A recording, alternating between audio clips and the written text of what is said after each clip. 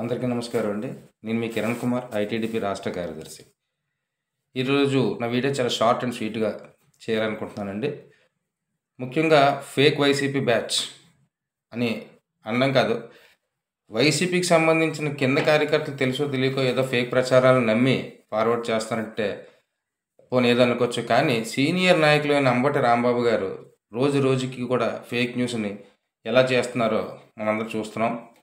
మొన్నటికి మొన్న ఎక్కడో వెస్ట్ బెంగాల్లోని జరుగుతున్న రిగ్గింగ్ కాకుల వీడియోస్ని వెనక ముందు ఆలోచించకుండా ఆంధ్రాలో పులివెందుల్లోని ఏదో టీడీపీ వాళ్ళు రిగ్గింగ్ చేస్తున్నట్టుగా పోస్ట్ చేసి ఇవాళ కేసులు ఎదుర్కొనే పరిస్థితి తీసుకొచ్చారు. వెనక ముందు ఆలోచించకుండా ఒక స్థాయిలో ఉన్నప్పుడు కొంచెం వెనక ముందు చూసుకొని పోస్ట్ చేస్తే గౌరవంగా ఉంటుందని నా యొక్క ఒపీనియన్ అండి. అదేవిధంగా ఈరోజు భారీ వర్షాలకు దేశమంతటా భారీ వర్షాలు పడుతుంటే దానికి ఈ పోస్ట్లోని మునిగిపోయిన అమరావతి అని చెప్పి చాలా దారుణంగా నికృష్టంగా పోస్టులు పెడుతున్నారు.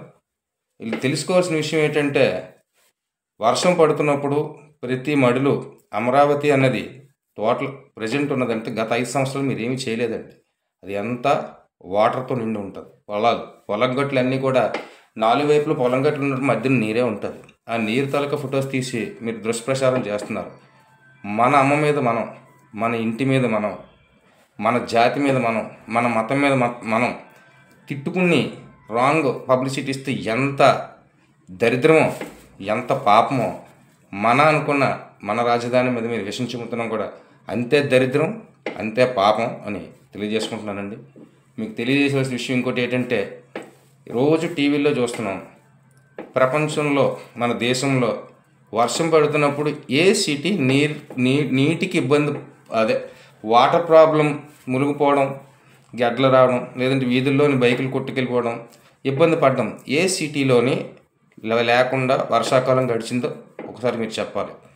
బొంబాయిలో ట్రాఫిక్ జామ్స్, చెన్నైలో ట్రాఫిక్ జామ్స్, హైదరాబాద్లో ట్రాఫిక్ జామ్స్. వాటర్ పడుతున్నప్పుడు 35 నుంచి 135 సెంటీమీటర్ల వరకు భారీ వర్షాలు పడుతున్నప్పుడు ఇబ్బంది అన్నది కామన్.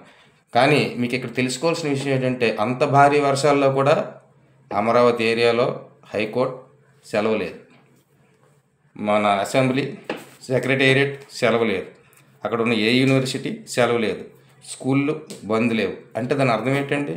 అది ఎఫెక్ట్ అయినట్ట కానట్ట. కొంచెం మనం పోస్ట్ పెట్టేటప్పుడు బుర్రతో సోయితో మనం కొంచెం దాని మీద పోస్టులు పెట్టుంటే అది మన వయసుకి కూడా ఎదుటి వాళ్ళు గౌరవిస్తారండి. ఇలా ఫేక్ ప్రచారాలను పబ్లిసిటీ చేయకూడదు. ఒకే ఒక సూటి ప్రశ్న నేను వేయదలుచుకున్నాను మీ వైసీపీ మొత్తానికి. దానికి మీరు ఆన్సర్ చేయగలిగితే మునిగిపోయిన అమరావతి అని కూడా మేము కూడా నమ్ముతాం. గతంలో మీరు 5 సంవత్సరాలు ఉన్నప్పుడు R5 జోన్, ఇప్పుడు ఏదైతే అమరావతి అని అంటున్నారో అక్కడ విజయవాడ, గుంటూరు సంబంధించిన పేద ప్రజలకు 50,000 ఇల్లు స్థలాలు మంజూరు చేస్తామని చెప్పి R5 జోన్లోని మీరు నిర్ణయం తీసుకోవడం జరిగింది. కానీ తర్వాత కోర్టు ఇష్యూస్ వల్ల పెండింగ్లో పడిన వాటి అందరికీ విదితమే. అంటే 50,000 పేదలకు మీరు ఇల్లు ఇచ్చినప్పుడు ఇంటికి మినిమం 3-4 వేసుకున్న 2 లక్షల మంది పేదవాళ్ళని ఈ నీటికి, ఈ మునిగిపోయిన అమరావతిలు ఇచ్చి 2 లక్షల మంది ప్రాణాలు తీసేద్దామని ఏమన్నా మీరు ప్లాన్ చేశారా? నెంబర్ 1. నెంబర్ 2, ఏదైతే అమరావతి మునిగిపోయింది అంటున్నారో అదే అమరావతి ఏరియాలో పోయిన ఎలక్షన్లో మీకు 40% ఓటింగ్ వచ్చింది. 38 to 40% మీరు చెప్పారు. దాన్ని మేము కూడా అక్కడ అంగీకరిస్తాం. ఎందుకంటే నియర్లీ 2 లక్షలు ఉన్న కాన్స్టిట్యున్సీలో అమరావతి సరౌండింగ్లో మీకు 70,000 వరకు ఓటింగ్ జరిగింది. అంటే మీకు అక్కడ ఉన్న 70,000 మందిని వర్షానికి, ఈ తుఫాన్కి ఎఫెక్ట్ అయ్యారు. ఎంతమందికి మీరు వైసీపీ నాయకులుగా వెళ్ళి పులిహోర పొట్లాలు, వాటర్ బాటిల్స్, వాళ్ళకి తగ్గ సౌకర్యాలు మీరు ఏమైనా కల్పించారా?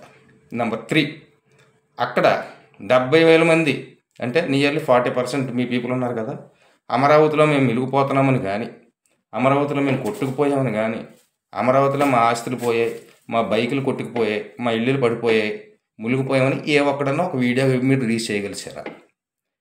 కనీసం మినిమం కామన్ సెన్స్ లేకుండా ఇలా దుష్ప్రచారం చేయడం వల్ల ప్రజలు ఇంకా చులకనవుతారు. పబ్లిక్లో తూ అని ఉమ్మేసే పరిస్థితి మీరు తెచ్చుకోకూడదని ప్రతి గవర్నమెంట్లో చిన్న చిట్క ప్రాబ్లమ్స్ ఉంటే మీరు వేలెత్తి చూపండి.